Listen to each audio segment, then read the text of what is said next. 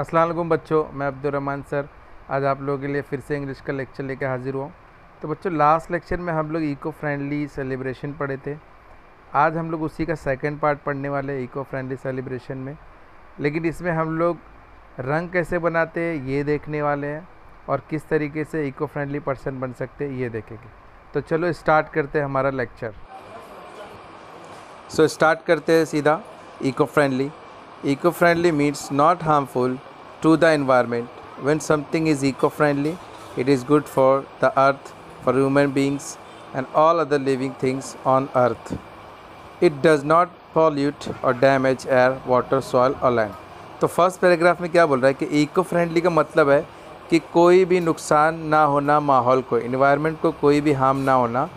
जब हम लोग कोई इको फ्रेंडली सेलिब्रेट करते हैं तो ये गुड यानी अच्छा होता है अर्थ के लिए यानी ज़मीन के लिए, ह्यूमन बींग्स यानी इंसान के लिए, और ऑल अदर लिंक्स और ज़िंदगी जीरू चीज़ यानी जो ज़िंदा चीज़ है उनके लिए बहुत अच्छा होता है इको फ्रेंडली से कोई भी चीज़ सेलिब्रेट करना।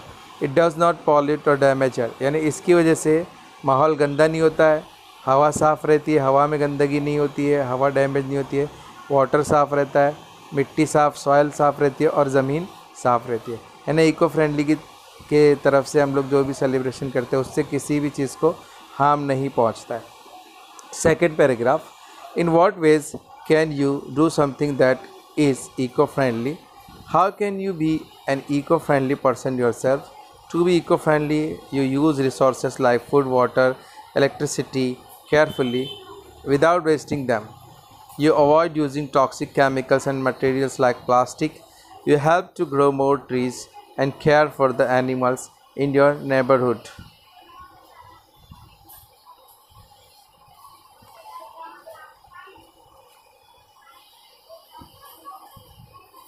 Without wasting them, you avoid using toxic chemicals and materials like plastic.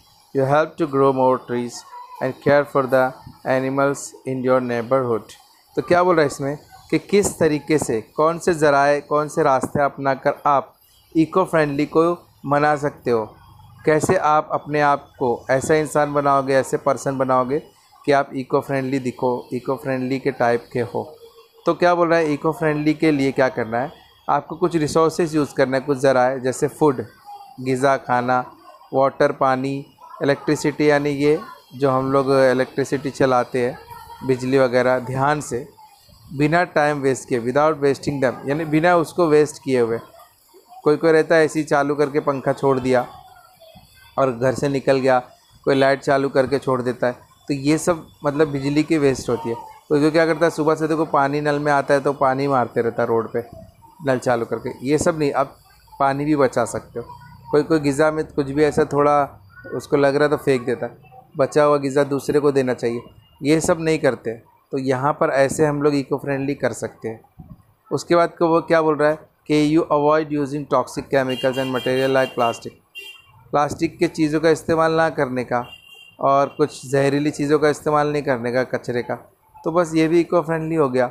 और ज़्यादा से ज़्यादा आप लोग अपने एरिया में ट्रीज़ लगाओ, ऐसा बोल रहा है लास्ट में, और अपने आसपास जितने भी एनिमल्स हैं और उनका ख्याल रखो, अपने पड़ोसियों का ख्याल रखो। ऐसा सब करने से आप इको फ्रेंडली पर्सन बन सकते हैं। उसके बाद आगे भी इसका है, वो देखते हैं हम लोग उसमें क्या बताया गया है।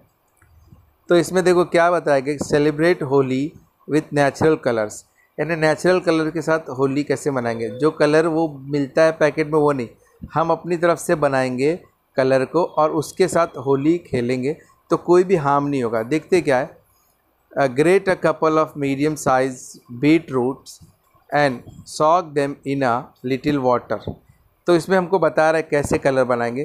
तो पहले बोल रहा है कि कुछ सलजम, बीटरूट यानी जिसको हम लोग सलजम बोलते हैं, ये फ़ोटो दिख रहा होगा आपको, ये लेना है बीटरूट को, इसको कट करना है, कट करने के बाद उसको सॉक करना है यानी पानी में गीला करना है कुछ। After a while you will get a beautiful dark pink red colour, add it to bucket full of water. बोल रहा है कि इसको क्या करना है, बहुत मतलब जैसे आप उसको पानी में गीला करोगे ना काटने के बाद, तो एकदम अच्छा कलर आ जाएगा पिंक पिंक। उसको बकेट के पानी में मिला दो उस कलर को, यानी दूसरे बकेट में उसको डाल दो।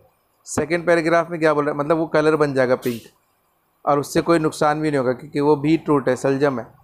Keep the petals of the palash flame of the forest flowers in water for a few hours. देखो एक बोल रहा है पलास करके एक मतलब फूल है, ये देखो आपको फ़ोटो दिख रहा होगा, कितना मस्त कलर दिख रहा है इसका। ये फूल की पत्ती को लेना है, कुछ घंटे तक पानी में भिगाना है। You will get a very pretty orange colour, आपको बहुत ही अच्छा ऑरेंज कलर मिलेगा।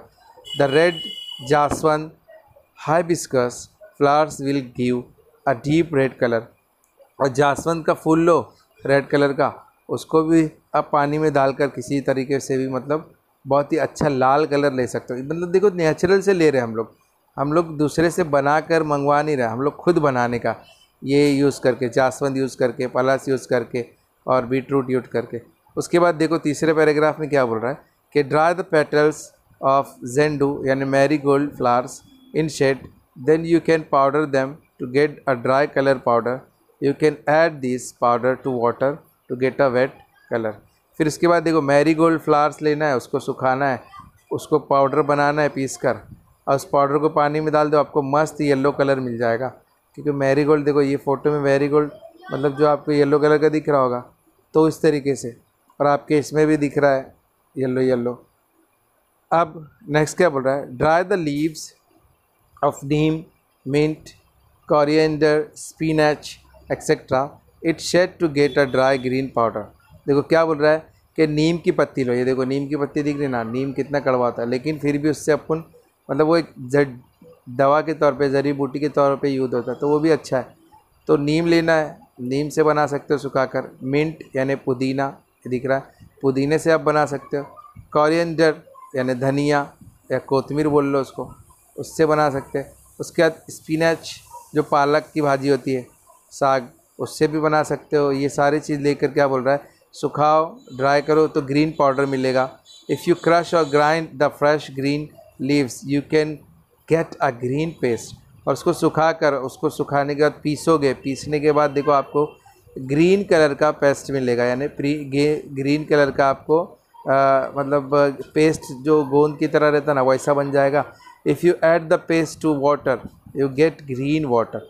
और उसको पानी में मिला दो जब पीसने के बाद, तो आपको हरा पानी, ग्रीन वाटर मिल जाएगा। कितना अच्छा कलर बन जाएगा, यानी green, red, orange, pink, yellow, सब कलर तो हम बना ही सकते हैं। होली में यही सब कलर दिखता है ना आपको। देखो नीचे कितने, ये है बीटरूट, और नीचे जो ये दिख रहा है जासवंदी, आपको यहाँ दिखेगा प्लस, ये येलो येलो दिख रहा होगा, ये मैरी गोल्ड, ये सब। Talk to your mother to find out what other things in the kitchen can give you safe natural colours. अपनी माँ को पूछो कि कुछ ऐसी चीज़ आपके किचन में बच रही है जिससे मैं मतलब सेफ़ अच्छे कलर, नेचुरल कलर बना सकूँ। अब बना सकते हो खुद से। तो इसमें आपको बस इतना ही था, हम लोग इको फ्रेंडली में देख रहे थे। अब आपको होमवर्क इसमें ये है कि इसमें जितने भी मतलब वेजिटेबल्स और फ्लावर्स के नाम आए हैं, उसको आप फ़ोटो के साथ अपने कॉपी में लिखकर फ़ोटो के आगे नाम मुझे सेंड करना है। जैसे नीम है तो नीम के फ़ोटो रहने चाहिए उधर पे, और नीम लिखा रहना चाहिए। मिंट है तो मिंट के फ़ोटो होने चाहिए, स्पेनिश है तो स्पेनिश, स्पिनच के फ़ोटो होना चाहिए, कोरिएंडर के फ़ोटो होने चाहिए, उसके नाम होने चाहिए, और मैरीगोल्ड, ये सब के फ़ोटो लगाकर आप नाम लिखकर भेजेंगे मुझे। ये आपका होमवर्क है। मैं अब्दुर्रहमान सर अगले लेक्चर में आपके साथ फिर से नया लेक्चर लेके मिलूँगा। अस्सलाम वालेकुम।